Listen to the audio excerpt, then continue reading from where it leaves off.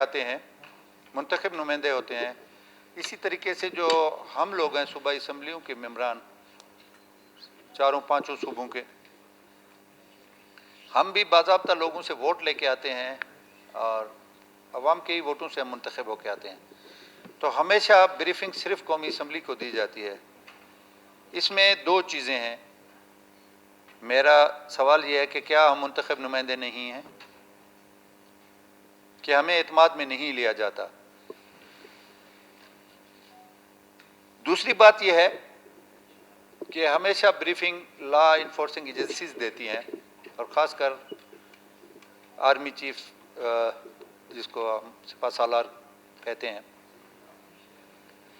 हमेशा उसकी ब्रीफिंग होती है। तो मैं आज आपके तवज्जुह से आपके गुड ऑफिस को मतलब एक तजवीज़ देना चाहता हूँ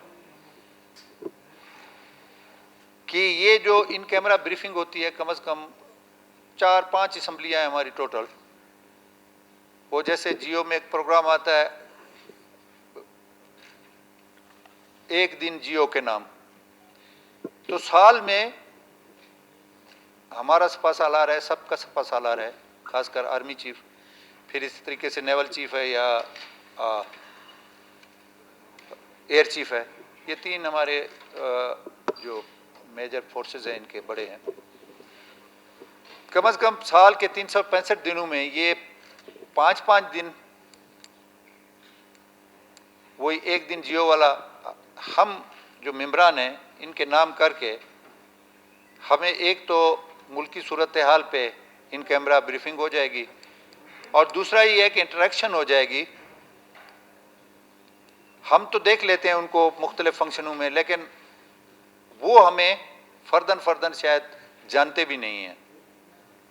तो अगर साल में एक दफ़ा भी ये सिलसिला तीनों मुसल्लह अफवाज के सरबराहों का हमारे साथ हो जाता है, तो हम उनके साथ मिल बैठ के अपने इलाके के मसाइल, लॉ एंड ऑर्डर की सूरत हाल, या इंटरनेशनल लेवल पे, हम तो शायद टाट के पड़े हुए हैं, लेकिन हमारे इन असम्बलियों में बहुत काबिल तरीन लोग मौजूद हैं, चारों पाँचों असम्बलियों में, जिनके पास मुख्तलिफ तजावीज़ भी होंगी, जिनके पास इल्म है, जो मिसाल के तौर पर हमारे सना बलोच साहब हैं, स्टडी करते हैं।